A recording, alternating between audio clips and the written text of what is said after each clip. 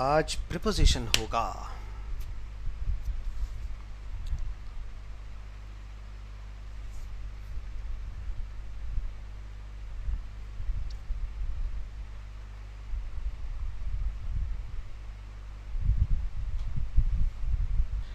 नमस्कार everyone, very good afternoon, very good morning, in fact very good morning to all of you. स्वागत है आप सभी का bankersAdda.com के ऑफिशियल यूट्यूब प्लेटफॉर्म पे। और मेरा नाम है संतोष कुमार रॉय और आज मैं सेकेंड टाइम आप सबसे यहाँ पे मिल रहा हूँ। एज यू कैन सी आज काफ़ी आप देख रहे होंगे मैं बहुत एक्साइटेड हूँ इस पर्टिकुलर सेशन को लेकर के। इसलिए ऐसा नहीं कि पहला सेशन जो हम लोगों ने लिया वहाँ पे बहुत ही ज़्यादा एक्साइटेड नहीं थे, लेकिन थोड़ी सी 2 दिन से थोड़ी सी तबियत खराब चल रही, that is a different thing. लेकिन आप अपना प्यार, अपना सपोर्ट, अपना मोटिवेशन, अपना जो भी है इस तरीके से प्यार बरसाते रहिएगा तो चीज़ें बिल्कुल भी खराब नहीं होंगी। तबियत खराब होने के बावजूद भी हम लोग एकदम ज़बरदस्त रन करेंगे सेशन में, ठीक है। जैसे कि आज आप देख सकते हैं कि आज हम लोग यहाँ पे यहाँ पे पढ़ने वाले हैं। हम लोग आज यहाँ पे प्रेपोजिशंस हम लोग चैप्टर आज हम लोग यहाँ पे कवर करने वाले हैं, वो भी बहुत इंटरेस्टिंग तरीके से पढ़ेंगे। प्लस एक चीज और आपको बता दूं, इसमें फिक्स प्रेपोजिशन भी मैं आपको बताऊंगा। तो कुल मिलाकर के प्रेपोजिशन का पार्ट 1 है जो कि आपके लिए बहुत बहुत बहुत ज्यादा इंपॉर्टेंट होने वाला है, याद रखिएगा। इसलिए इस पर्टिकुलर सेशन को आपको सिर्फ एक काम करना है, जल्दी से फटाफट एक बार लाइक कर दीजिए और तुरंत शेयर करिए, क्योंकि प्रेपोजिशन बहुत सारे लोगों का डिमांड बना हुआ है। दहेज में जैसे होता है ना, दहेज चाहिए ही चाहिए, वैसे प्रेपोजिशन चैप्टर भी जो है वो चाहिए ही चाहिए होता है सब सारे बच्चों को, है ना। तो चलिए तुरंत प्रेपोजिशन चैप्टर से हम लोग स्टार्ट करते हैं। और ये पहले मैं फर्स्ट स्लाइड की आपको बात बता दूं, हमेशा इसके बारे में मैं आप लोगों को बताता रहता हूं। हर दिन सुबह 8 बजे हम लोग मिलते हैं, एडिटोरियल वोकैब डिस्कशन करते हैं, प्लस 5 वर्ड्स आपके 5 क्वेश्चंस आपके मैं डिस्कशन करता हूं, चाहे इडियम्स एंड फ्रेजेस से हो, चाहे वन वर्ड सब्स्टिट्यूशन से हो, सिनोनिम एंटोनिम हो। 5 वर्ड आपके सीजीएल का डिस्कशन करता हूं मैं, प्लस उसके साथ इडियम्स एंड फ्रेजेस होते हैं, फ्रेजल वर्ब्स होते हैं, उसके बाद आपके रूट वर्ड्स भी हम लोग डिस्कशन करते हैं। और मैं कोशिश कर रहा हूं कि इस सेशन को और ज्यादा कैसे यूजफुल आपके लिए बनाया जा सकता है, बेनिफिशियल बनाया जा सकता है, ठीक है। तो सेशन अगर आपने देख लिया है तो शेयर करते रहिएगा, और अगर नहीं देखा है तो प्लीज जब देखिएगा ये पर्टिकुलर सेशन तो शेयर करना मत भूलिएगा। और जितने भी बच्चे नए देख रहे होंगे वो सारे चैनल को जो है वो सब्सक्राइब करेंगे, ठीक है। चलिए अब हम ये रहा इंटरेस्टिंग फैक्ट्स। इंटरेस्टिंग फैक्ट्स आप देख सकते हैं, बहुत गलतियां होती हैं बच्चों, बहुत गलतियां होती हैं इस पर्टिकुलर 2 वर्ड्स में, अफेक्ट और इफेक्ट में, ठीक है। आपको ये बताना है कि अफेक्ट जो है उसका मतलब क्या है, इफेक्ट का मतलब क्या है, या फिर अफेक्ट जो है कौन सा पार्ट ऑफ स्पीच है, इफेक्ट कौन सा पार्ट ऑफ स्पीच है, मुझे आपको ये बताना। मैं देखना चाहता हूं कितने बच्चे जो है जानते हैं कि अफेक्ट जो है उसका पीओएस क्या है और इफेक्ट उसका पीओएस क्या है। सो स्टार्ट करते हैं हम लोग, ठीक है। एक बार टाइमर मैं फिर से चलाता हूं, ये रहा टाइमर, और जल्दी से एक बार इसको थोड़ा सा बगले में ले लेता हूं मैं, बगले में, है ना, ये रहा थोड़ा बगल में मैंने ले लिया। अरे भाई यस, ठीक है। चलो अब बताओ क्या होगा, इफेक्ट और अफेक्ट, इसका पीओएस आप दोनों को बताना है। इंटरेस्टिंग फैक्ट्स हम लोग यहीं से शुरुआत करते हैं, क्या होगा अफेक्ट और इफेक्ट।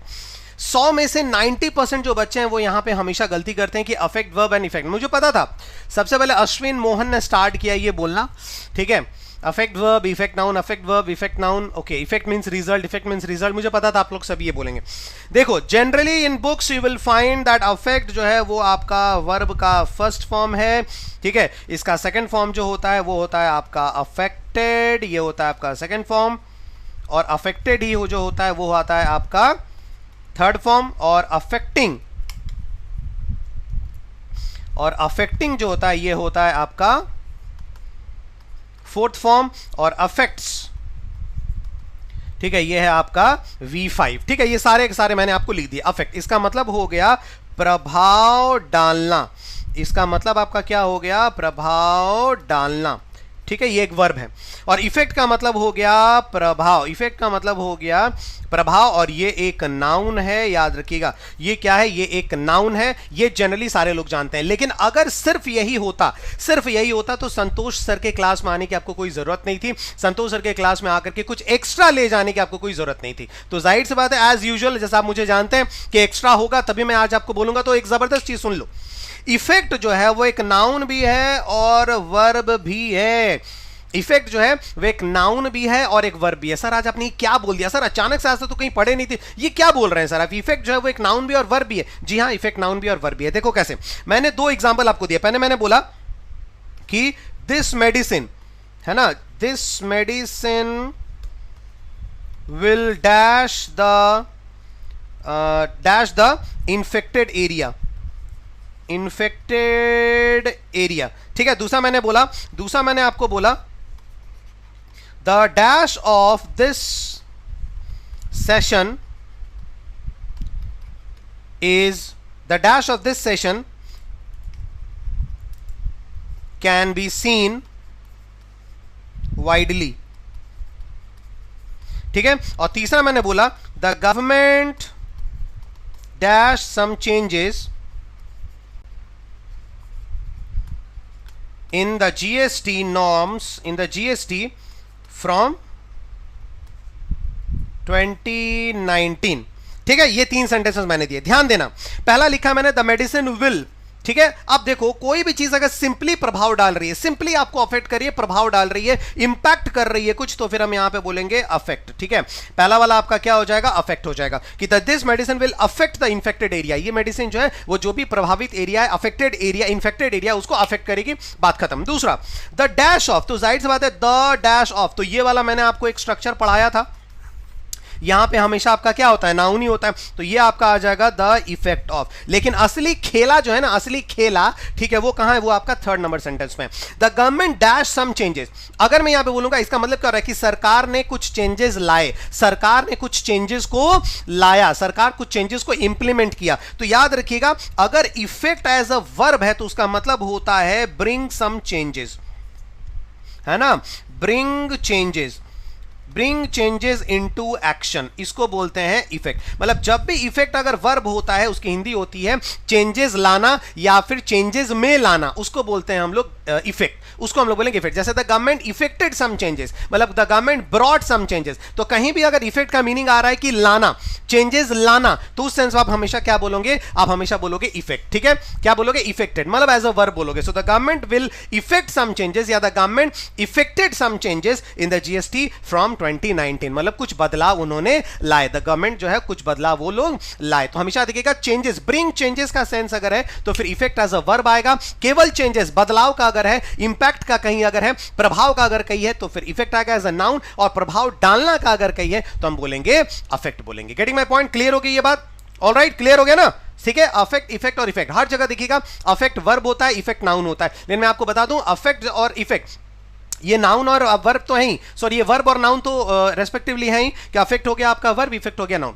लेकिन इससे भी थोड़ी बढ़ करके अगर आप पढ़ें तो यहां पे ये चीज है, ध्यान दीजिएगा, बहुत इंपॉर्टेंट है ये वाला, ध्यान देना. 3rd वाला question, fill in the blank, screenshot ले लो और अपने फ्रेंड से आकर पूछो कि यहां बताओ क्या होगा, अफेक्ट होगा या इफेक्ट होगा. हर इंसान बोलेगा अफेक्ट, हर इंसान बोलेगा अफेक्ट. इफेक्ट कभी नहीं बोल सकता क्योंकि उन्हें लगता है कि इफेक्ट नाउन है, लेकिन आपको पता है कि इफेक्ट जो है वो वर्ब भी है. ठीक है, क्लियर हो गया? अब हम आते हैं आज के प्रीपोजिशन चैप्टर, स्टार्ट करते हैं. लेकिन एक पहले इंटरेस्टिंग पहले पढ़ लेते हैं, ये वाला पहले पढ़ लेते हैं, फिर हम आएंगे आज के पर्टिकुलर उस अपॉर्चुनिटी के बारे में. ठीक है, पहले इसको पढ़ लेते हैं. चलो जल्दी बताओ इसका आंसर क्या होगा.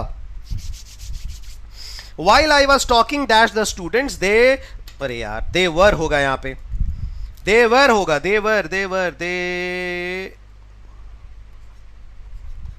ठीक है, they were busy making notes of it. ठीक है, while I was talking dash the students, they were busy making notes of it. ठीक है, क्या होगा? अब मैं समझ गया यहाँ पे गलती क्यों होगी, इसलिए क्योंकि जब मैं इसको लिख रहा था तो मैंने क्या किया कि दूसरा क्वेश्चन लिखने के लिए ना, पता है आज हमने क्या किया, जब मैं ये सारे के सारे चीजें बना रहा था, क्वेश्चंस बना रहा था, तो जब मैं पहला वाला क्वेश्चन इसको बना दिया, अब उसके बाद मैं जब दूसरा क्वेश्चन बनाना जा रहा हूं तो पीपीटी में जब मैंने कंट्रोल डी करके दूसरा स्लाइड लिया, अब दूसरे स्लाइड में लेना ही भूल गया. अब इसी के ऊपर मैं बार बार जो है वो नए क्वेश्चन बनाते जा रहा हूं, उनको मिटाते हुए. 4 क्वेश्चन बनाने के बाद मुझे याद आया कि सर ये क्या किया मैंने तो पिछले सारे क्वेश्चंस में है ही नहीं, बस एक ही क्वेश्चन को चेंज कर करके मैं बना रहा हूं उसी स्लाइड में. ठीक है, अब यहां पे मैंने चेंजेस तो कर दिए थे पहली बार जब बना रहा था, लेकिन दूसरी बार चेंजेस करना भूल गया, है ना. तो आप समझ सकते हैं भाई, प्लीज. ठीक है, बताओ, सब लोग बोल रहे हैं नंबर 2 विद सब नंबर 2, कोई लोग नंबर 1 बोल रहे हैं. अब मैं बात बता रहा हूं. ठीक है भाई, आप लोग भी आंसर बताते हैं ना. ठीक है, आप लोग भी आंसर बताते हैं ना. While I was talking dash the students, they were busy making notes of it. ध्यान देना, टॉक, ठीक है, मैं टॉक एज अ वर्ब 1 की बात कर रहा हूं. ठीक है, टॉक एज अ वर्ब 1 की बात कर रहा हूं. टॉक एज अ वर्ब 1 ये अपने साथ विद भी लेता है, ये अपने साथ टू भी लेता है, ये अपने साथ विद भी लेता है और ये अपने साथ टू भी लेता है. याद रखिएगा, विद कब लेगा, जब यहां पे होगा पार्टिसिपेशन होगा, जब यहां पे क्या होगा, पार्टिसिपेशन होगा, किसी का पार्टिसिपेशन होगा. ठीक है, पार्टिसिपेशन. लेकिन और टू तब होगा जब यहां पे अलोन हो रही होगी बातचीत. ठीक है, जैसे बाई चांस मान लीजिए जैसे अभी, ठीक है, अभी आप लोग सब वहां पे क्या कर रहे हैं, सब आप लोग कमेंट कर रहे हैं, मुझसे पूछ रहे हैं, क्वेश्चन पूछ रहे हैं कि सर इसका आंसर क्या होगा, उसका आंसर क्या होगा, सर मुझे बताइए सर क्या होगा क्या होगा, आप लोग भी पार्टिसिपेट कर रहे हो। इसका मतलब यहां पे क्या होगा, while I was talking with the students, मतलब यहां पे क्या होगा, I am talking with the students, I am talking with the students, क्योंकि आप लोग भी पार्टिसिपेट कर रहे हो, आप लोग मुझे पूछ रहे हो सर इसका आंसर क्या होगा, सर ये बताइए, सर इसका मीनिंग क्या होगा, सर ऐसा क्या होगा, ऐसा क्या होगा। मैं बोल रहा हूं कि शेयर करते जाइए, जितना अच्छा होगा शेयर करिए। तो हम लोग दोनों एक दूसरे से बात कर रहे हैं, हम लोग दोनों एक दूसरे से क्या कर रहे हैं, यहां पे हम लोग इन्वॉल्व हो रहे हैं इस पर्टिकुलर चीज में। तो फिर यहां पे आंसर हमारा क्या हो जाएगा, यहां पे अगर मैं बोलूं तो विद होगा, ठीक है, क्योंकि I am talking with my students. लेकिन ये जो सेंटेंस लिखा हुआ है कि while I was talking that's the student, जब मैं स्टूडेंट से बात कर रहा था, दे वर बिजी, वो चुपचाप बिजी थे, मेकिंग नोट्स ऑफ इट, चुपचाप इसका नोट्स बनाने में बिजी थे। इसका मतलब वो पार्टिसिपेट नहीं कर रहे थे, वो पार्टिसिपेट नहीं कर रहे थे, मतलब मैं जो है सिर्फ अकेले में बात कर रहा था। तो याद रखिएगा यहां पे आपका हो जाएगा टू द स्टूडेंट्स, बिल्कुल करेक्ट होगा, मतलब नंबर 1 बिल्कुल इसका यहां पे करेक्ट आंसर हो जाएगा, याद रखिएगा, ठीक है। कभी भी ये मत बोलना कि सर टॉक के बाद विद नहीं आता, क्या विद आता है। जैसे कि आप घर में बाय चांस मान लेते हैं कि आपने सोचा कि अपने बहन के लिए एक रिश्ता आपने देखा, ठीक है, अब आप घर आए और घर आने के बाद आप अपने मम्मी पापा से बात कर रहे हैं, तो you are talking with your parents, क्योंकि आपके मम्मी पापा सिर्फ ऐसे बुत बंद करके तो सुनेंगे नहीं, वो भी पूछेंगे लड़का क्या करता है, कैसे है, क्या है, मतलब पार्टिसिपेशन हो रहा है सबका। So you are talking with your parents. लेकिन बाय चांस मान लेते हैं कि आपने देखा होगा कि जब प्रधानमंत्री जी एड्रेस करते हैं, जब प्रधानमंत्री जी एड्रेस करते हैं तो हम क्या बोलेंगे, Narendra Modi ji was talking to the citizens. Last day क्या होगा, टॉकिंग टू द सिटीजंस होगा, टॉकिंग विद द सिटीजंस नहीं होगा, क्योंकि वो दोनों आपस में बातचीत नहीं कर रहे थे, है ना, दोनों एक दूसरे में को रेस्पॉन्ड नहीं कर रहे थे, सिर्फ नरेंद्र मोदी जी बात कर रहे थे। तो इस सेंस में हम लोग यहां पे क्या बोलेंगे, टॉकिंग टू द सिटीजंस, यहां पे सही है। आई थिंक आप लोगों का ये क्लियर हुआ होगा, क्लियर हुआ, एक बार यस लेकर के बताएं। विद गलत है, विद नहीं होगा। I was talking with the students गलत है, क्योंकि विद द स्टूडेंट्स तभी होता है जब पार्टिसिपेशन होता है, दोनों तरफ से बातें हो रही हैं, दोनों तरफ से बातचीत हो, दोनों तरफ से वाद विवाद हो रहा है तब। लेकिन कोई एक पक्ष अगर चुपचाप बैठा हुआ है, चुपचाप अपना काम कर रहा है, केवल सुन रहा है और कोई काम कर रहा है, पार्टिसिपेशन नहीं है उस स्पीच में, तो फिर यहां पर 2 हो जाएगा, ठीक है। क्लियर हो गया, सब लोग बोल तो दो भाई यस सर, तब हम लोग आगे बढ़ रहे हैं, ठीक है, क्लियर हो गया सर। चलो नेक्स्ट क्वेश्चन ये रहा,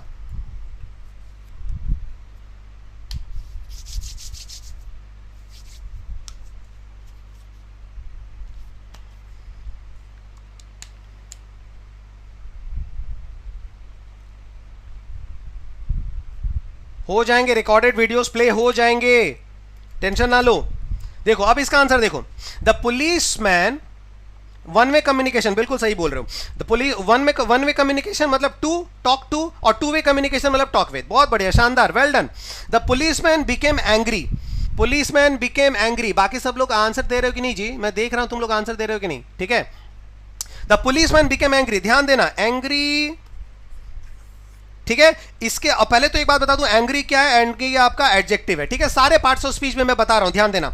एंग्री के बाद आपका एट भी होगा, एंग्री के बाद आपका विद भी होगा, ठीक है, एंग्री के बाद आपका विद भी होगा, एंग्री के बाद आपका एट भी होगा। एंग्री एट होता है कोई भी चीज, ठीक है, कोई भी सिचुएशन, कोई भी बिहेवियर, कोई भी रीजन, ठीक है, क्लियर हो गया।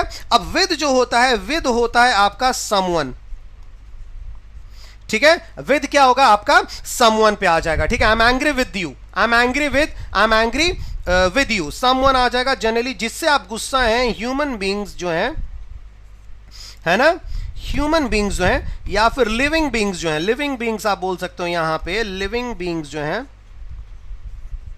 ठीक है। आप हमेशा वहां पे क्या करेंगे, तब आप विद इस्तेमाल, जैसे कि मैं आपसे गुस्सा हूं, अगर मैं बोलूं कि मैं आपसे गुस्सा हूं तो मैं क्या बोलूंगा, आई am angry with you, I am angry with you. अब मैं अगर बोलूं कि भाई मैं आपसे इसलिए गुस्सा हूं, मेरे पेरेंट जो है मुझ पे बहुत गुस्सा है, मेरे पापा मुझ पे बहुत गुस्सा है, माई father is angry with me, my father is angry with me, angry on me नहीं, एंग्री एट मी नहीं, माई फादर इज एंग्री विद मी, क्योंकि मुझसे गुस्सा है। लेकिन मेरे मतलब हम क्या बोलेगा, स्कूल नहीं जाने की वजह से मेरे पे गुस्सा है, मैं स्कूल नहीं जा रहा हूं तो मेरे स्कूल ना जाने की वजह से मुझ पे गुस्सा है, तो हम क्या बोलेंगे, my father is angry with me, ठीक है, at my not going to school, ठीक है। या फिर मेरे बिहेवियर पे गुस्सा है तो माई father is angry at my behaviour, my father is angry with me at my behaviour, समझ मेरी बात आ रही है, माई father is angry with me at my behaviour, ये बिल्कुल करेक्ट हो जाएगा, ठीक है। So the policeman became angry, dash the Riders behaviour, मतलब पुलिसमैन जो था वो गुस्सा हो गया, राइडर के जो भी सवार था, जो भी बाइक राइड करके जा रहा था, चला रहा था, उसके बिहेवियर पे गुस्सा हो गया। तो बिहेवियर का गुस्सा के लिए मैंने क्या बोला है, एंग्री एट लग गया,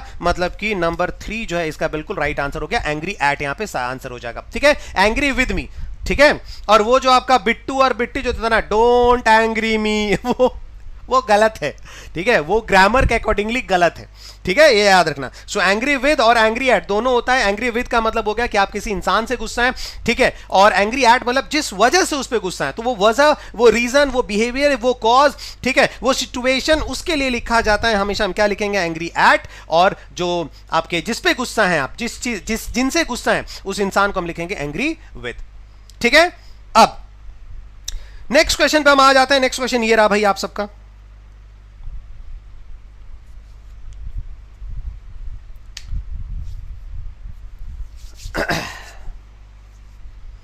The beautiful hotel is comprised dash 2000 rooms and 19 pools.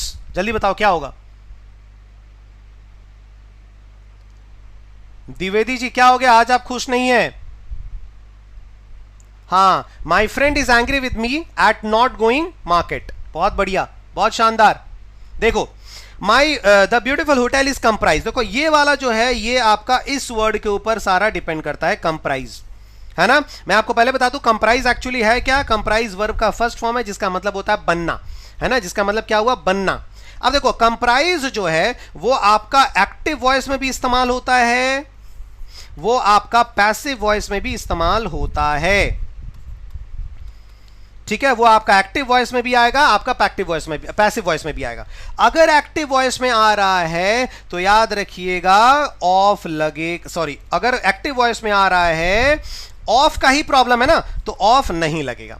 Of का ही प्रॉब्लम है क्योंकि कंप्राइज के बाद या तो ऑफ लगेगा या तो ऑफ नहीं लगेगा। कंप्राइज के बाद हम या तो ऑफ लगाते हैं या तो ऑफ नहीं लगाते हैं। अब इसके बीच में और कोई प्रीपोजिशन नहीं है। कंप्राइज के बाद टू आएगा, ऑन आएगा, इन आएगा, अबव आएगा, कुछ नहीं हो सकता। या तो कंप्राइज के बाद ऑफ आएगा या तो कंप्राइज के बाद ऑफ नहीं आएगा। जैसे सारे लोग लिख रहे हैं ऑफ आएगा, ऑफ आएगा, ऑफ आएगा, तो कब ऑफ आएगा, नहीं आएगा। देखो कंप्राइज के बाद अगर ऑफ लिखा हुआ है, ठीक है, कंप्राइज के बाद अगर ऑफ लिखा हुआ है तो इसका मतलब वो एक्टिव वॉइस में, ध्यान लेना। अगर कंप्राइज वर्ड एक्टिव वॉइस में लिखा हुआ है तो उसके बाद हम ऑफ क्या करेंगे, इट कंप्राइजेस नहीं लगाएंगे, सॉरी। और अगर पैसिव वॉइस में है तो हम ऑफ उसके बाद लगाएंगे। जैसे अब पता कैसे चलेगा कि सर एक्टिव वॉइस में लिखा हुआ है या फिर पैसिव वॉइस में लिखा हुआ है, ध्यान दो।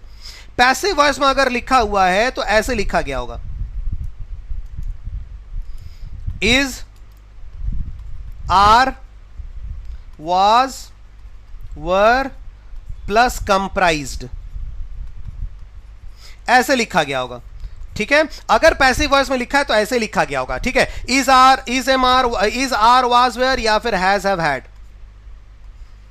Has, have, had plus been, ये लिखा गया होगा, ठीक है। मतलब कंप्राइज्ड लिखा गया होगा और उसके पहले ऑक्सिलरी वर्ब होगा, और ऑक्सिलरी क्या क्या होगा, इज, आर, वाज, वेयर और हैज, हैव, हैड प्लस बिन। याद रखिएगा यही होंगे, इसी से मतलब स्ट्रक्चर में से कुछ एक होगा, तब जाकर के आप क्या बोलोगे, तब आप जाकर के बोलोगे कि यस सर यहां पे कंप्राइज के बाद हम ऑफ लिखेंगे। जैसे मैंने बोला, जैसे यहां पे देखो क्या लिखा हुआ है, कंप्राइज्ड वर्ब का थर्ड फॉर्म हो गया और यहां पे ऑक्सिलरी वर्ब आपका क्या लिखा हुआ है, इज लिखा हुआ है, तो यहां पे आपका क्या हो जाएगा, ऑफ बिल्कुल करेक्ट हो जाएगा। लेकिन इसी सेंटेंस को अगर मैं ऐसे लिखता कि दिस हाउस या this hotel comprises, this hotel comprises dash 2000 rooms, 2000 rooms, तो देखो अब यहां पे इज, एम, आर या वाज, वेयर या फिर कोई भी ऑक्सिलरी नहीं है ना, तो ऑक्सिलरी नहीं है तो इसका मतलब ये किस वॉइस में लिखा हुआ है, एक्टिव वॉइस में लिखा हुआ है, तो यहां पे हम ऑफ नहीं लगाएंगे। ये सेंटेंस हमारा बिल्कुल करेक्ट है। तो ध्यान देना, अगर कहीं पे पैसिव वॉइस में लिखा हुआ है, पैसिव वॉइस कैसे होगा, कंप्राइज्ड लिखा गया होगा और उसके साथ क्या लिखा गया होगा, इज,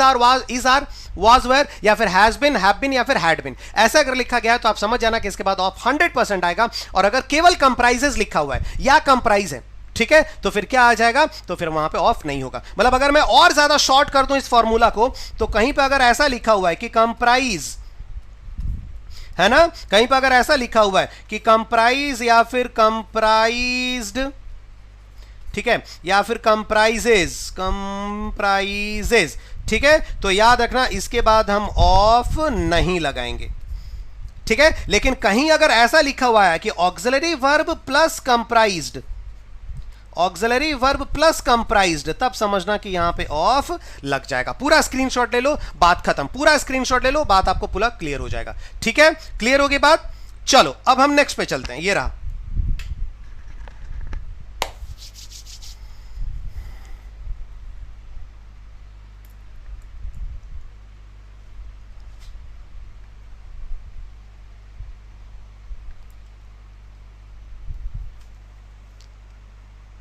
विनय सिंह जी, एसबीआई का रिजल्ट आ गया? क्वेश्चन मार्क पूछ रहे हो कि बता रहे हो? जल्दी इसका आंसर क्या होगा?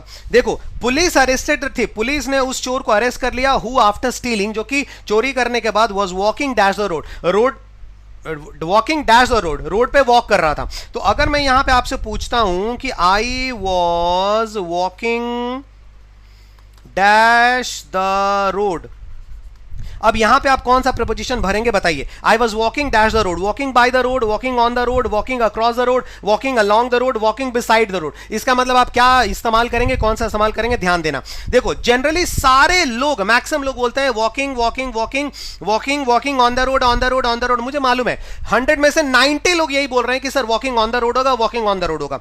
ध्यान दो, मैं सिर्फ आपको यह नहीं बता रहा हूं कि इस सेंटेंस में आंसर हो जाएगा वॉकिंग ऑन या वॉकिंग अलोंग या वॉकिंग बाय। क्या क्या इस्तेमाल होते हैं, कौन कौन से प्रीपोजिशन इस्तेमाल होते हैं वॉक के साथ, वो सारा मैं बता रहा हूं। ध्यान देना, वॉक के साथ आपका ऑन भी आता है, वॉक के साथ आपका अलोंग भी आता है, वॉक के साथ आपका बिसाइड भी आता है, वॉक के साथ आपका बिसाइड भी आता है, और walk on, I am walking on, walking along, walking beside, और वॉकिंग अक्रॉस, और वॉकिंग आपका अक्रॉस। ठीक है, ये 4 प्रीपोजिशंस आपके आते हैं। बिसाइड भी आता है, अक्रॉस भी आता है, अलोंग भी आता है, और ऑन आता है। वॉक ऑन अगर आप बोलोगे, इसका मतलब होता है कि मिडिल ऑफ, इसका मतलब होता है कि मिडिल ऑफ, बिल्कुल मिडिल में एकदम। I am walking on the road, मतलब एकदम पूरा लॉकडाउन है और पूरा I am walking on the road, इसका मतलब रोड के बीचों बीच पूरा एकदम सीना तान के चल रहे हैं, वॉकिंग ऑन द रोड। ठीक है, पीछे से अचानक एक गाड़ी आई और आपकी मुलाकात हो गई, पूरी एकदम जो है वो कृष्ण प्रभु जो है उनसे मुलाकात हो गई आपको। ठीक है, तो वो हो गया walking on the road. Walking along का मतलब होता है side by side. Walking along का मतलब क्या होता है? Side by side. रोड है एकदम, रोड के साइड बाई साइड आप चल रहे हैं, वॉकिंग अलोंग है ना। रोड का जो भी दो साइड्स हो, दो आपके किनारे होंगे ना, दो साइड्स होंगे, तो कोई भी एक साइड पकड़ के उसी साइड के एकदम जो है वो सीधे सीधे सीधे सीधे चलना, that is known as side by side, walking along. ठीक है, वॉक बिसाइड का मतलब होता है नियर। जैसे कि मान लेते हैं कि रोड ये है, this is the exact road. ठीक है, अब एग्जैक्ट रोड पे आप नहीं चल रहे हैं क्योंकि रोड पे बहुत ज्यादा ट्रैफिक जाम है या कुछ काम है, आप नहीं चल पा रहे हैं। अब यहां जो ये पूरा एरिया है ना, this is field, this is field, या फिर दिस इज अ रिवर। ठीक है, अब आप रोड के बगल में जो है दूसरा जो आपका कम्युनिकेशन का जो माध्यम है, वहां से आप चल रहे हैं, तब हम क्या बोलेंगे? I am walking beside the road. इसका मतलब कि जगह तो नहीं है वहां पे, लेकिन खेत खलियान से होकर के गुजर करके मैं जा रहा हूं, या फिर नदी नाले तैर करके मैं जा रहा हूं, तब वो जगह वॉकिंग बिसाइड मतलब नियर। और वॉकिंग अक्रॉस का मतलब होता है from one side to another, from one side to another.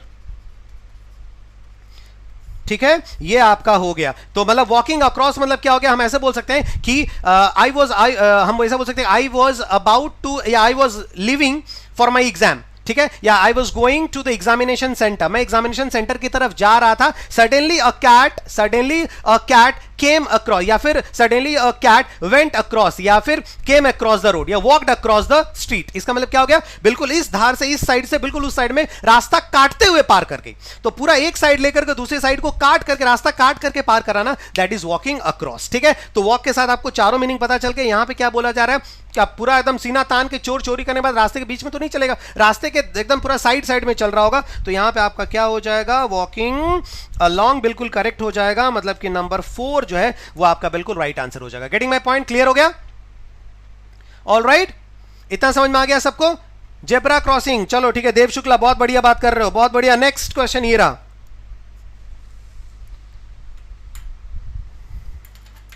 भाई आज तो एकदम छा गए आप सब लोग, बहुत बढ़िया, 900 प्लस। स्टूडेंट्स अभी हमें देख रहे हैं भाई, बहुत बहुत शुक्रिया आप सबका तहे दिल से, ठीक है। इसी तरीके से प्यार अपना बरसाते रहना मेरे भाई, और शेयर करते रहिएगा, शेयर करते रहिएगा। जितना ज्यादा आप शेयर करेंगे उतना ही ज्यादा फायदा होगा, याद रखिएगा। प्रीपोजिशन चैप्टर, फिक्स प्रीपोजिशन, ये तो शुरुआत है, शुरुआत है। सिर्फ आगे आगे देखिए जनाब होता है क्या और आगे आगे कैसे क्वेश्चन है। दिमाग की बत्ती ना खुल गई तो आप बताएंगे, ठीक है ना। इसलिए प्लीज लाइक भी एक बार जरूर करते रहिएगा। 900 स्टूडेंट्स अभी वॉच कर रहे हैं, लेकिन लाइक जो है वो सिर्फ 500 है, तो प्लीज इस आपके जो भाई हैं, जो सर हैं आपके, उनके मेहनत को थोड़ा सा जो है आप लाइक कर दीजिए, मेहनत को थोड़ा सा लाइक कर दीजिए और शेयर करते रहिए, ठीक है। चलो डिस्कस, याद रखिएगा डिस्कस। अब देखो अंतर कहां पे है, मैक्सिमम जगह पढ़िएगा कि डिस्कस इज अ वर्ब जिसके बाद we should not use any preposition. Discuss is a verb after which we should not use any preposition. लेकिन इस तरीके का एक्सप्लेनेशन गलत है, क्योंकि डिस्कस के बाद बहुत सारे प्रीपोजिशन आ सकता है। आई will discuss in the evening, I will discuss in the evening, ठीक है। आई will discuss in the evening, I will discuss with you, मैं आपके साथ डिस्कशन करूंगा। आई विल डिस्कस विद यू, तो देखो ये सब गलत हो गया ना।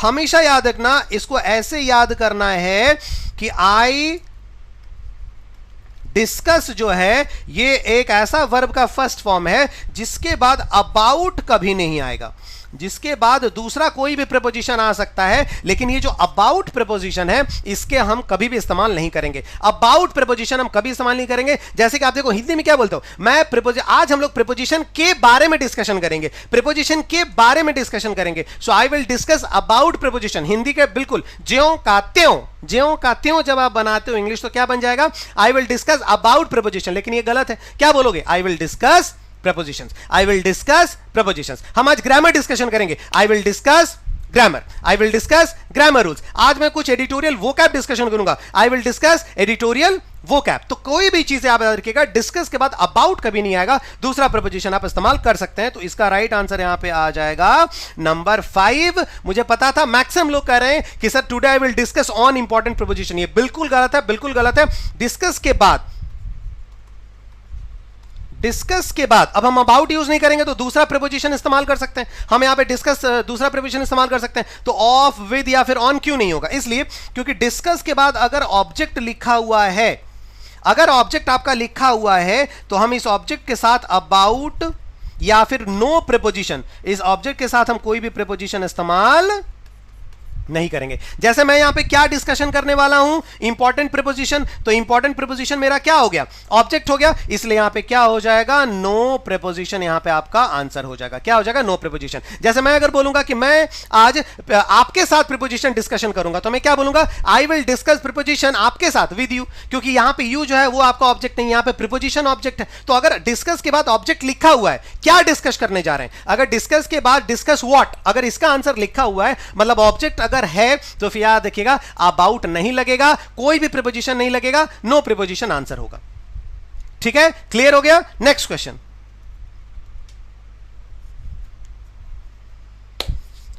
पानी वगैरह जरा मिलेगा क्या, पानी वगैरह, बहुत बढ़िया, बहुत शानदार, सब आएगा, सब आएगा। Amit, Abhinav Kumar, Amit, Amit, everything will be there, सब आएगा, टेंशन ना लो।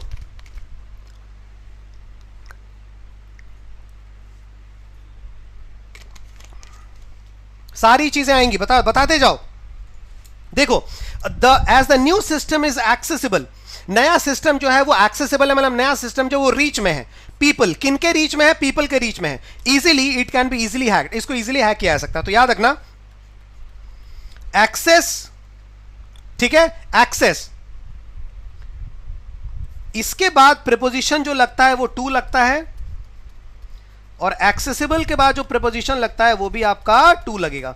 तो ये जो है ये आपके फिक्स्ड प्रीपोजिशंस हैं, आप याद रखिएगा। ये आपके कौन से प्रीपोजिशंस हैं, ये आपके फिक्स्ड प्रीपोजिशंस हैं, ये आपको ध्यान में रखना है। मैंने जानबूझ करके यहां पे आपके ऑप्शंस नहीं दिए क्योंकि अब आप फिक्स प्रीपोजिशन करने वाले हैं। So as a new system is accessible to people, है ना, नया सिस्टम जो है वो लोगों के लिए रीच में, लोगों के लिए पहुंच में। As the new system is accessible to people easily, it can be easily hacked, मतलब कि नया सिस्टम जो है वो लोगों के पहुंच में है, इसलिए इसको आसानी से हैक किया जा सकता है। गेटिंग माय पॉइंट, इतना क्लियर हो गया। So accessible to, access to, ये आपको ध्यान में रखना है, ठीक है, क्लियर हो गया। नेक्स्ट,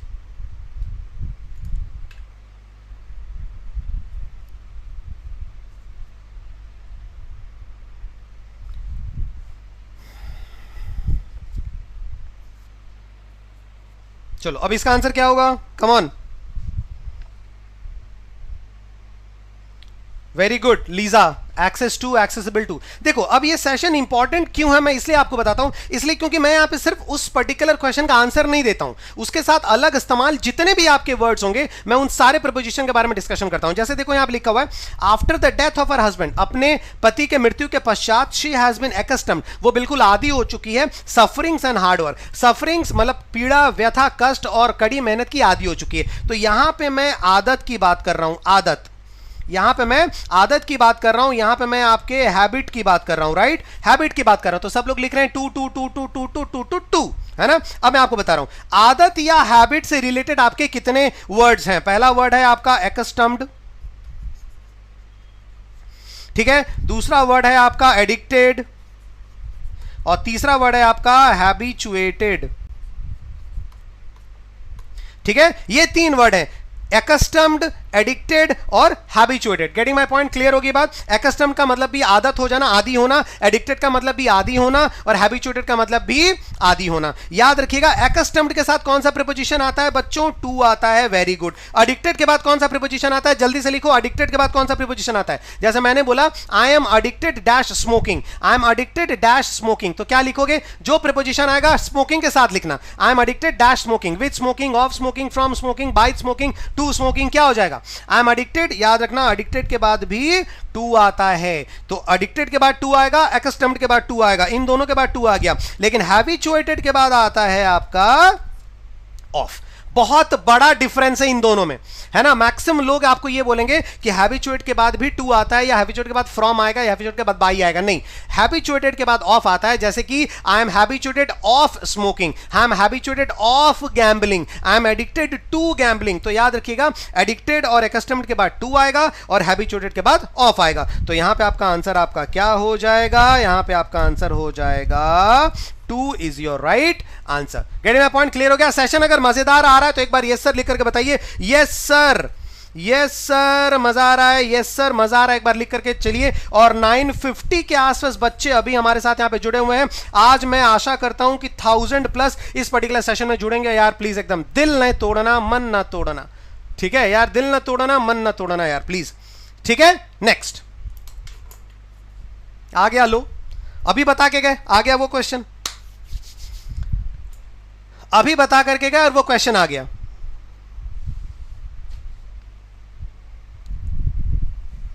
देखो अभी बता के गए, police arrested him, police arresting him नहीं होगा, पुलिस अरेस्टेड होगा, ठीक है। पुलिस अरेस्टेड हिम, पुलिस ने उसे गिरफ्तार कर लिया, एज, क्योंकि ही वॉज एडिक्टेड गैम्बलिंग। तो अभी मैं बता करके गया कि इसका आंसर यहां पे क्या हो जाएगा, क्योंकि एडिक्टेड हो, ठीक है, हैबिचुएटेड हो और आपका एक्स्टम्ड हो, ठीक है। इसके बाद टू आएगा, इसके बाद टू आएगा और इसके बाद आपका ऑफ आएगा। तो बिल्कुल इसका स्क्रीनशॉट आपको ले लेना है, ठीक है। नेक्स्ट क्वेश्चन के बारे में चलते हैं। नेक्स्ट क्वेश्चन ये रहा, आहा मजेदार, गजब।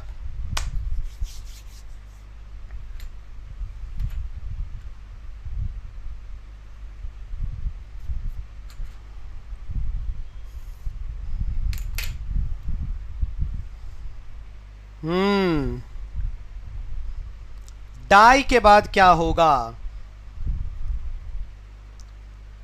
ओके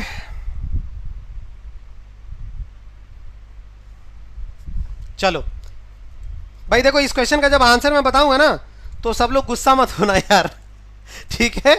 मैं पहले ही बता दे रहा हूं, गुस्सा नहीं होना है सबको। देखो अब मैं इसका आंसर बता रहा हूं, सब लोग क्या कह रहे हो, अच्छा टू टू तो हो गया, इसका आंसर बताओ क्या होगा। एडिक्टेड टू, एडिक्टेड, ये वाला तो बिल्कुल आप लोग सारे सही बता रहे हैं। डायट वाला आंसर बताओ क्या होगा, डायट वाला आंसर बताओ। देखो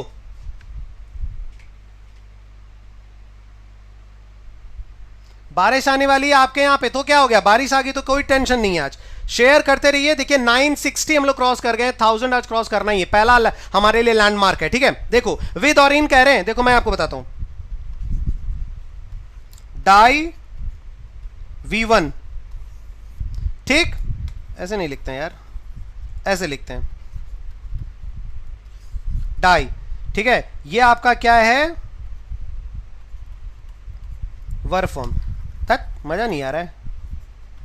ये आ गया डाई, ठीक है, और ये आपका है वर्ब का वन। हाँ अब मजा आएगा, ठीक है। अब देखो डाई के बाद आप विद लिखते हो, डाई के बाद आप ऑफ भी लिखते हैं, डाई के बाद आप फ्रॉम भी लिखते हैं, ठीक है। डाई के बाद आप फ्रॉम भी लिखते हैं, डाई के बाद आप ऑफ भी लिखते हैं, डाई के बाद आप विद भी लिखते हैं। देखो यहां पे क्या लिखा है, पेशेंट डाइड, और यहां भी लिखा है कि पीपल डाइड। यहां भी ऊपर वाले में भी लोग मरे, नीचे वाले में भी लोग मरे, लेकिन पहले वाले में अलग होगा प्रीपोजिशन, दूसरे वाले में अलग होगा प्रीपोजिशन। क्यों?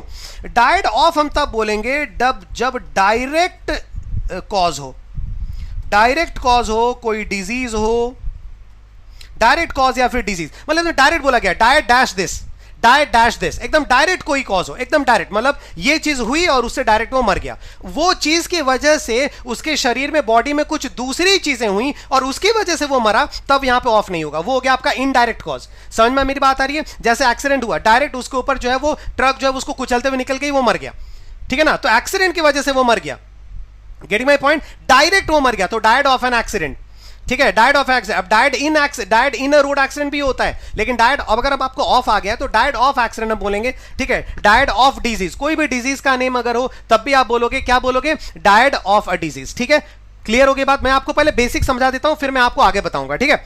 विद का आता है डाइड विद, जब आप किसी इंस्ट्रूमेंट, वेपन, ठीक है, या फिर किसी मतलब कि मेथड से, किसी ऑब्जेक्ट से किसी की जैसे मतलब मौत होती है, जैसे कि द पेशेंट डाइड, मैंने बोला the patient died dash the overdose of the medicine, the patient died dash the overdose of medicine, तो क्या बोलोगे? The patient died with the overdose of the medicine, the patient died with the overdose of the medicine, ठीक है। अब accident में क्या हो जाएगा? द पेशेंट डाइड, या फिर द पेशेंट तो नहीं लिखेंगे, द पैसेंजर्स, ठीक है, all the passengers died in the accident, या फिर all the passengers died of accident, ठीक है। डिजीज अगर हो तो इन उन कुछ नहीं आएगा, डिजीज अगर हो तो डायरेक्ट आपको ऑफ आएगा कि almost 10,000 people died of cholera, 10,000 almost 5 more than 5 lakh people they died of corona virus. इस तरीके से हम यहां पे इस्तेमाल करेंगे, ठीक है। तो आप एक चीज जान लो, ट्रिक जान लो, अगर डिजीज दिया हुआ है, डायरेक्ट डिजीज दिया हुआ है, die dash disease, die dash disease, तो आप क्या लिखेंगे? ऑफ, ठीक है। Die dash accident, die dash accident, तो क्या लिखेंगे? इन। समझ में बात आ रही है? Die dash accident, exact preposition में अगर बात कहूं, एक ही अगर प्रीपोजिशन आपको लिखना है वहां पे, तो क्या लिखोगे? डाई डैश एक्सीडेंट, तो क्या लिखोगे? इन। डाई डैश डिजीज, तो क्या लिखोगे? ऑफ, ठीक है। डाई डैश इंजरीज या फिर वुंड्स हो गया, जैसे मान लो आपको तीर लगा, ठीक है, तीर की वजह से आपको इंजरी हो गई, घाव हो गया, उस घाव की वजह से कैंसर हो गया, कैंसर की वजह से आप मर गए, मैंने आप नहीं, कोई मर गया, तो अगर मैं लिखता हूं कि ही डाइड डैश कैंसर, तो क्या लिखोगे? He died of cancer. अगर मैं बोलूं कि वो इंजरी की वजह से मर गया, so he died dash the injuries caused by the accident, he died dash the injuries caused by the accident, तब क्या बोलोगे? He died from the injuries caused by accident, क्योंकि फ्रॉम हमेशा इनडायरेक्ट कॉज के लिए होता है, फ्रॉम हमेशा इनडायरेक्ट कॉज के लिए होता है, ये आपको ध्यान में रखना है, ठीक है। फ्रॉम हमेशा आपका इनडायरेक्ट कॉज के लिए होता है। तो कौन कौन से एग्जांपल होंगे आपको याद हो गया? ही, जैसे कि हम बोल सकते हैं कि the hunter, the lion was, the lion died dash a bullet, the lion died with a bullet, ठीक है, या बाई अ बुलेट। तो आप यहां पे विद या फिर बाई दोनों सेंस का इस्तेमाल कर सकते हैं, कोई इशू नहीं है, ठीक है। क्लियर हो गया? लेकिन ये आपके इतना एग्जाम में नहीं आता, एग्जाम में ये और ये आपका बहुत ज्यादा आता है, एग्जाम में ये आपको ध्यान में रखना, एग्जाम में बहुत ज्यादा आता है ये ऑफ वाला और फ्रॉम वाला, ठीक है। तो पहला अगर हम पकड़े तो died, the patient died injuries, मैंने क्या बताया था? इंजरीज और वुंड्स अगर होंगे आपके, तो यहां पे आपका क्या लगेगा? यहां पे आपका फ्रॉम लग जाएगा, पहला वाला क्लियर है। और दूसरा वाला क्या है? देखो डिजीज है ना, तो यहां पे आपका लग जाएगा ऑफ, इसका मतलब आपका राइट आंसर क्या आ जा रहा है? फ्रॉम और दूसरा ऑफ। कहीं भी मैच नहीं कर रहा है ना, कहीं मैच कर रहा है ना, कहीं मैच आपका नहीं कर रहा है, और इसीलिए मैंने पहले आपसे माफी मांग ली थी कि भैया मुझे माफ कर देना, क्योंकि मैच नहीं कर रहा, इसलिए क्योंकि मैंने सेंटेंस थोड़े से बदल दिए थे। पहला वाला सेंटेंस एक्चुअली लिखा हुआ था the patient died dash the overdose of medicine, overdose of medicine, तो मैंने वहां पे ओवरडोज क्वेश्चन तो चेंज कर दिया, ठीक है, लेकिन यहां पे मैंने आपको ऑप्शन चेंज नहीं किया। ऑप्शन में बिल्कुल ऐसे ऐसे देते चले गए, तो वो थोड़ा सा मैच नहीं कर पाया मैं ऑप्शन, लेकिन याद रखना यहां पे आंसर क्या होगा? फ्रॉम और ऑफ होगा, ठीक है। नेक्स्ट क्वेश्चन,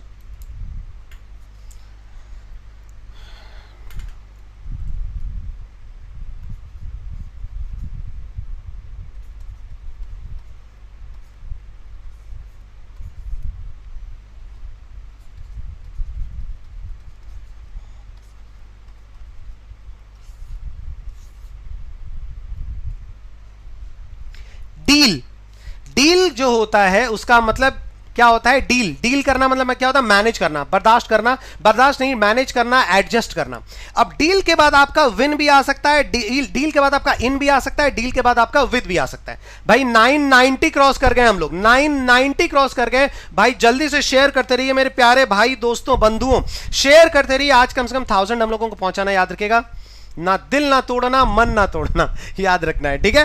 तो देखो डील के बाद हम इन भी लिखते हैं, डील के बाद हम विद भी लिखते हैं। मैक्सिमम लोग क्या कह रहे हो, इन भी बोल रहे हो, विद भी बोल रहे हो। भाई मेरे इन आएगा या विद आएगा, क्या आएगा? देखो डील इन का मतलब होता है, डील इन का मतलब होता है बिजनेस या फिर वर्क, ठीक है। और डील विद का मतलब होता है मैनेज, एडजस्ट, फेस। समझ में आ गया? जैसे कि मेरे पापा जो हैं अभी वो क्या कर रहे हैं, जैसे कि जैसे बहुत बार ऐसा होता है ना कि आप झगड़ा करके आ जाते हो, ठीक है, झगड़ा करके आ जाते हो, या फिर उसके बाद पुलिस जो गिरफ्तार करके ले जाती है, उसके बाद मूवीज में दिखाता है कि उसके पापा एमएलए हैं, वो आते हैं और वो जो है वो क्या कर रहे होते हैं, वो मैनेज कर रहे होते हैं। तो हम क्या बोलेंगे कि the MLA is dealing with the case, the MLA is dealing with the case. मतलब जहां भी फेस करने की बात हो, जहां भी एडजस्ट करने की बात हो, जहां भी मैनेज करने की बात हो, वहां पे हमेशा होगा डील विद।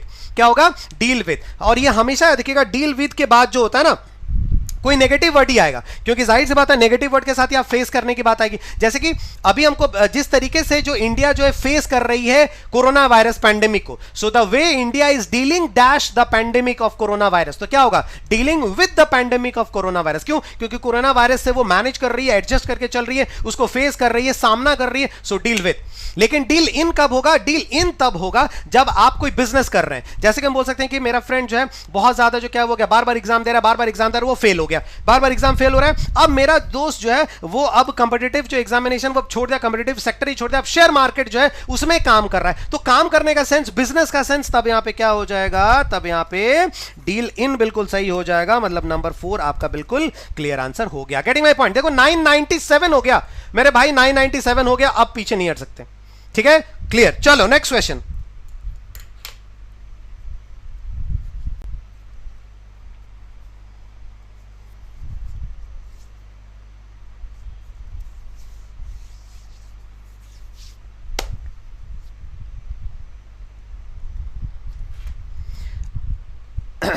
कॉम्प्लाई, बहुत मजेदार सेशन है, याद रखिएगा। इंपॉर्टेंट भी बहुत ज्यादा है क्योंकि अलग अलग प्रीपोजिशंस यूज होंगे, मैं बता रहा हूं। देखो कॉम्प्लाई का मतलब क्या होता है? कॉम्प्लाई का मतलब होता है मान करके चलना, फॉलो करना, ओबे करना, ठीक है। इसका मीनिंग यही होता है। अब याद रखिएगा कॉम्प्लाई ये आपका क्या है? ये आपका वर्ब का फर्स्ट फॉर्म है।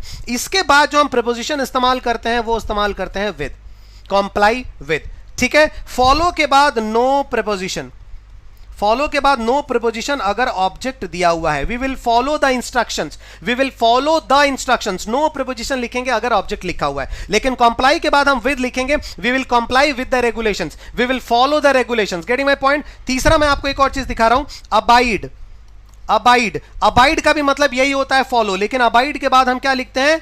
बाई लिखते हैं। अबाइड के बाद हम क्या लिखते हैं? हम बाई लिखते हैं, याद रखिएगा। नेक्स्ट मैंने बोला अधेयर, ADHERE, अधेयर के बाद हम क्या लिखते हैं? हम टू लिखते हैं। नेक्स्ट आपका हो गया स्टिक, STICK, इसके बाद भी हम क्या लिखते हैं? इसके बाद भी हम टू लिखते हैं। तो देखो अलग अलग 5 वर्ड्स के बारे में मैंने बताया।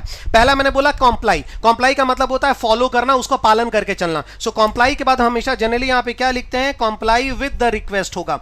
क्या होगा? कॉम्प्लाई विद द, यहां पे रिक्वेस्ट हो जाएगा। कॉम्प्लाई यानी कॉम्प्लाई विद द रिक्वेस्ट, मतलब कि फॉलो करना है, मान करके चलना है। लेकिन अगर फॉलो आ गया, तब फॉलो के बाद अगर ऑब्जेक्ट लिखा हुआ है कि आप किस चीज को फॉलो कर रहे हैं, तो फॉलो और उस ऑब्जेक्ट के बीच में कोई प्रीपोजिशन नहीं लगाएंगे।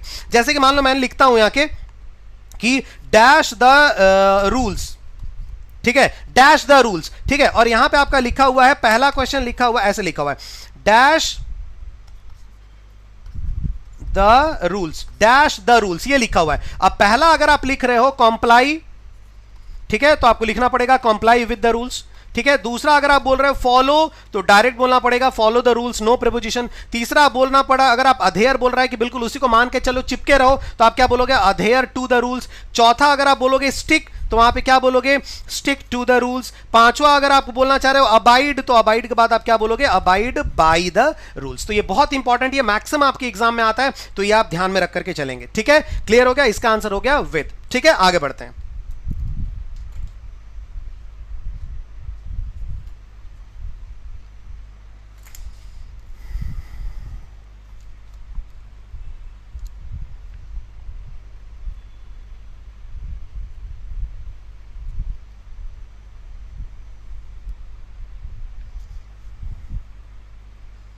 चलो अब इसका आंसर क्या होगा? The play ground near the school, मतलब कि नियर द स्कूल, स्कूल के बगल में जो प्ले ग्राउंड है, is abounding dash snakes and frog.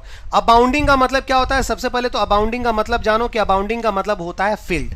Abounding का मतलब क्या होता है? फील्ड। मतलब ये हो रहा है कि हमारे जो प्ले ग्राउंड है, स्कूल के बगल में जो प्ले ग्राउंड है, वो सांप और बिच्छू और मेढक से बिल्कुल भरा हुआ है। तो यहां पर अब आपका आंसर क्या होगा? अबाउंडिंग के बाद आपका आंसर क्या होगा? विद होगा, इन होगा। पहली बात तो एक बात जान लो, अबाउंडिंग का मतलब हो गया फील्ड। अब अबाउंड जो है, इसके साथ हम इन भी इस्तेमाल करते हैं और इसके साथ हम विद भी इस्तेमाल करते हैं। भाई अगर आपको कुछ एक्स्ट्रा नहीं मिलेगा तो आप ये संतोष सर का जो सेशन है वो क्यों करेंगे? सिंपल सी बात है, बुक में देखेंगे अबाउंड इन या अबाउंड विद जो भी लिखा होगा, लेकिन कहां कहां पे यूज होता है ये जानना जरूरी है। अबाउंड जो है उसका मतलब होता है फील्ड, या फिर क्या बोल सकते हैं उसको, मैं भूल गया, आर से शुरू होता है। रिडंडेंट तो नहीं होता है, अबंडेंट होता है, सॉरी अबंडेंट, रिडंडेंट बोल रहा हूं, सॉरी अबंडेंट है ना, काफी ज्यादा अबंडेंट या फिर प्लेंटी हो गया। ठीक है, ये सब इसकी मीनिंग हो गए। अब देखो, अबाउंड के बाद हम इन भी लिखते हैं, अबाउंड के बाद हम विद भी लिखते हैं। इन हम कब लिखेंगे? जब प्रोड्यूस करने का सेंस हो या फिर सप्लाई करने का सेंस हो, सप्लाई करने का सेंस हो। जैसे मैंने बोला कि कोयला जो है, जैसे मान लो कोयला सबसे ज्यादा कहां पे होता है? कोयला सबसे ज्यादा कहां पे होता है जी? कोयला सबसे ज्यादा कहां पे होता है? झारखंड। ठीक है, झारखंड। तो बाय चांस मैंने बोला कि Jharkhand is, Jharkhand abounds dash coal, तो इसका मतलब क्या हो रहा है? झारखंड में कोयला अगर बहुत ज्यादा हो रहा है तो झारखंड कोयला लेकर खुद अपने पास ही रखा हुआ है क्या? नहीं ना, भारत सरकार वहां से कोयला ला रही है। इसका मतलब झारखंड जो है कोयले की सप्लाई कर रहा है, कोयला प्रोड्यूस कर रहा है। कोयला क्या कर रहा है? प्रोड्यूस कर रहा है। तो हम बोलेंगे झारखंड स्टेट या फिर झारखंड अबाउंड्स इन कोल। ठीक है, जैसे मैंने बोला महाराष्ट्र में सोना बहुत ज्यादा मिलता है, तो महाराष्ट्र अबाउंड्स इन गोल्ड। इसका मतलब जब भी आप कोई चीज प्रोड्यूस करने की बात कर रहे हो, सप्लाई करने की बात कर रहे हो और उस चीज से भरी हुई है, तब आप हमेशा अबाउंड्स इन बोलेंगे। ठीक है, अबाउंड्स इन बोलेंगे। लेकिन विद आप तब बोलेंगे जब फील्ड का सेंस हो, जब फील्ड का सेंस हो, कोई भी चीज से भरी हुई है। जैसे कि हम बोल सकते हैं कि ये जो है पूरा तालाब जो मगरमच्छ से भरा हुआ है, सो द पॉन्ड अबाउंड्स या the pond is abounding with crocodiles या फिर एलिगेटर्स, सिंपली आप बोलेंगे। लेकिन जब प्रोड्यूस करने का सेंस आ रहा है, कुछ सप्लाई करने का सेंस आ रहा है, तब वहां पे अबाउंड्स इन भी इस्तेमाल होता है। लेकिन यहां तो सप्लाई करने का तो नहीं हो रहा है कि ये जो प्ले ग्राउंड है वो सप्लाई करता है स्नेक, यहीं से सांप बिच्छू पैदा हो के पूरे देश भर में बेचे जाते हैं, ऐसा तो कुछ नहीं है। तो यहां पे आपका क्या हो जाएगा? अबाउंड विद जो है आपका बिल्कुल करेक्ट आंसर हो जाएगा। I think all of you are getting it. भाई शेयर करते रहिएगा, सेशन सही लग रहा हो तो एक बार मेरे प्यारे बच्चों लाइक करते जाना और शेयर प्लीज करना। जितना ज्यादा आप शेयर कर सकते हैं उतना ही फायदा होगा। देखो 997 से हम लोग वापस आ गए, 1000 नहीं हो पाया। सो प्लीज एक बार फिर से जोर लगाइए, जितना ज्यादा आप लगा सकते हैं। प्लीज तहे दिल से रिक्वेस्ट है यार, तहे दिल से रिक्वेस्ट है। ठीक है, शेयर करते रहिएगा और जितने भी नए बच्चे जुड़ रहे हैं सब्सक्राइब करना मत भूलें, चैनल को सब्सक्राइब करते रहना। ठीक है, नेक्स्ट क्वेश्चन।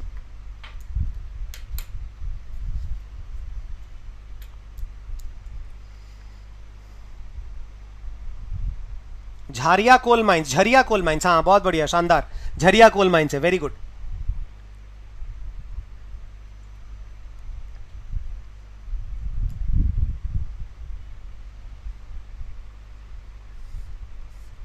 एब्स्टेन का मतलब क्या होता है?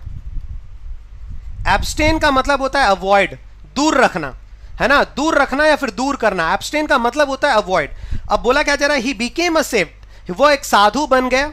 After abstaining dash all earthly position, मतलब सारे अर्थली पोजीशन को वो एब्सटेन करता हुआ वो क्या बन गया? वो आपका क्या हो गया? वो आपका एक साधु बन गया। सारे अर्थली पोजीशंस को एब्सटेन करता हुआ वो क्या बन गया? वो एक साधु बन गया। Getting my point? क्लियर होगी बात? ऑल राइट, तो देखो अब ध्यान में देना, एब्सटेन, ठीक है, रिफ्रेन, डेजिस्ट, ठीक है, प्रिवेंट,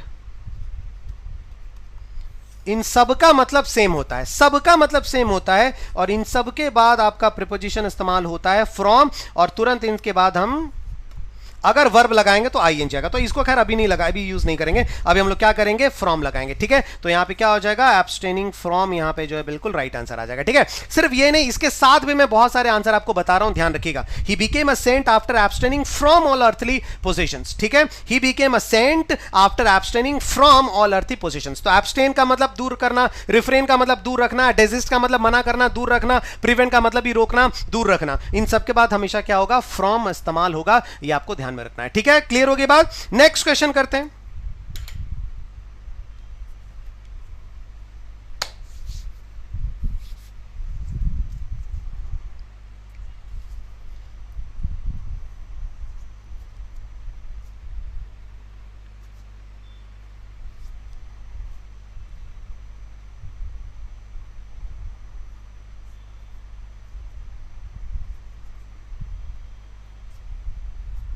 देखो, डोंट वरी, बिल्कुल चिंता ना करो, बिल्कुल चिंता, टेंशन लेने की जरूरत नहीं है, चिंता करने की जरूरत नहीं है। वंस हार्ड वर्क, आपका किसी का भी जो हार्ड वर्क है, जो परिश्रम है, डेफिनेटली निश्चित रूप से पेज डैश, निश्चित रूप से डैश होता है। तो इसका मतलब कि हार्ड वर्क, यहां पे आपका रिलेशन क्या आएगा? यहां पे आप कुछ यही वाली मीनिंग बोलना चाह रहे हो, यही वाली मीनिंग बोलना चाह रहे हो कि आपका जो हार्ड वर्क है जरूर सफल होगा। तो याद रखिए, सक्सीड का जो फ्रेजल वर्ब होता है वो होता है आपका पे ऑफ।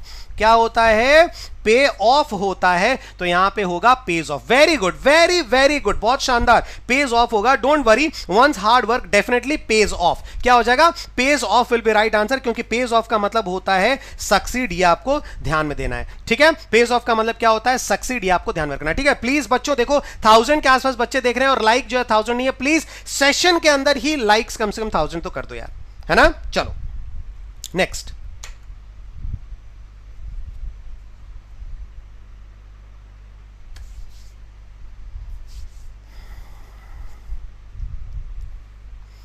चलो अब एक काम करते हैं, ये आप स्क्रीनशॉट ले लीजिए। इस क्वेश्चन का आंसर हम लोग कल स्टार्ट करेंगे, क्योंकि कल भी, आज पार्ट 1 हुआ है। दिस वाज पार्ट 1, ठीक है। पार्ट 1 है आपका ये प्रेपोजिशन का। नेक्स्ट डे हम लोग पार्ट 2 करने वाले हैं। कल हम लोग करने वाले हैं इसका पार्ट 2। याद रखिएगा, कल पार्ट 2। आज तो सिर्फ एक झलक थी, कल और इंटरेस्टिंग जो है वो पैसेजेस के साथ, कल और इंटरेस्टिंग क्वेश्चंस के साथ मैं यहां पे आऊंगा, ठीक है। तो इसका आप आंसर बताओ, ठीक है। My dear wife has the most beautiful eyes the god has ever bestowed dash a person. क्या हो जाएगा? अब देखो, बेस्टो जो वर्ड है ना, बेस्टो, BESTOW, और कन्फर, इन दोनों की मीनिंग ऑलमोस्ट बराबर होती है। इन दोनों की जो मीनिंग है ना वो ऑलमोस्ट बराबर होती है। बच्चे कह रहे हैं सर 1000 1K हो गया, तो अगर 1K हो गया तो आप लोग स्क्रीनशॉट ले लेना और मुझे प्लीज भेज देना, ठीक है। सो देखो, बेस्टो जो है वो एक अलग आपका है, कन्फर अलग बात है। जनरली बेस्टो के साथ हम ऑन इस्तेमाल करते हैं और कन्फर के साथ हम विद इस्तेमाल करते हैं। जनरली कन्फर के साथ हम क्या इस्तेमाल करते हैं और बेस्टो के साथ हम ऑन इस्तेमाल कर सकते हैं। बेस्टो और कन्फर दोनों का मतलब ही होता है कि कोई चीज देना, कोई चीज देना, ठीक है। क्लियर हो गई? तो लेकिन बेस्टो के बाद ऑन कहां इस्तेमाल करेंगे, कन्फर के बाद भी ऑन आता है या नहीं, या फिर ये थोड़ा सा कंफ्यूजन है जो कि नेक्स्ट डे में आपका क्लियर होगा। मैं कल आपको कराऊंगा। यहां पे जनरली क्या हो जाएगा, यहां पे तो आपका ऑन ही होगा, लेकिन बेस्टोड विद भी आपका आता है कभी कभी। बेस्टोड विद, कन्फर्ड ऑन भी कभी कभी आता है। तो कहां पे आता है ये हम लोग कल डिस्कशन करेंगे, ठीक है। तो भाई आज जिस तरीके से आप लोग जुड़े थे मेरे साथ, बहुत बहुत शुक्रिया। ये आप देख सकते हैं कि कितने क्वेश्चंस आपके लिए मौजूद थे, यहां पे बहुत सारे क्वेश्चंस आपके लिए मौजूद थे। कल हम इसी को कैरी ऑन करेंगे। और एक चीज याद रखिएगा, ये ऐप से आप कोई भी परचेज जो है कर सकते हैं। कोई भी टेस्ट सीरीज, कोई भी आप महापैक अगर चाहते हैं जिसमें आपका कोई भी ऑनलाइन बैच भी इंक्लूड हो जाएगा, सामने आने वाले एग्जाम्स की जितने बैच बनेंगे फ्यूचर वो सब इंक्लूड होंगे। टेस्ट सीरीज भी 1000 क्वेश्चन के आसपास वो भी इंक्लूड हो जाएंगे। आपके ई बुक्स भी इंक्लूड हो जाएंगे। महापैक चाहिए तो वो खरीद सकते हैं, अलग अलग टेस्ट पैक चाहिए वो कर सकते हैं, अलग अलग टेस्ट सीरीज अगर चाहे तो वो परचेज करिए, अलग अलग एग्जाम के बैचेस जो है वो आप ज्वाइन कर सकते हैं, रीजनिंग अलग बैच है वो भी ज्वाइन कर सकते हैं। तो कुछ भी ज्वाइन कर सकते हैं। दो इंफॉर्मेशन याद रखिएगा, पहला एक ऐप इंस्टॉल करिए, Y194 कोड अप्लाई करिए, 47% का डिस्काउंट मिल रहा है, देखिए ऑलमोस्ट 50% का। और दूसरा इंफॉर्मेशन ये है कि जिनके पास ऑलरेडी ऐप इंस्टॉल है वो प्लीज एक बार अपडेट जरूर करना है, क्योंकि बिना अपडेट अगर आप किए कुछ भी परचेज करते हैं तो सिर्फ 42% ही आपको मिलेगा, 47 नहीं मिलेगा, ठीक है। तो बस आज के सेशन में सिर्फ इतना ही है। कल सुबह आपसे जुड़ेंगे हम एडिटोरियल वोकैब के सेशन में, फिर 10 बजे जुड़ेंगे इसी के पार्ट 2 में। याद रखिएगा कल और ज्यादा नंबर्स में मेरे साथ जुड़ना है, इसलिए सेशन को शेयर करना मत भूलिएगा, जितना ज्यादा शेयर कर सकते हैं। थैंक यू वेरी मच, ठीक है। ऑलराइट, तो बस वही सेशन हम एंड करते हैं यहाँ का। आई होप कि अच्छे से एंड हो जाए ये सेशन। मॉर्निंग वाला तो एंड नहीं हो पाया था।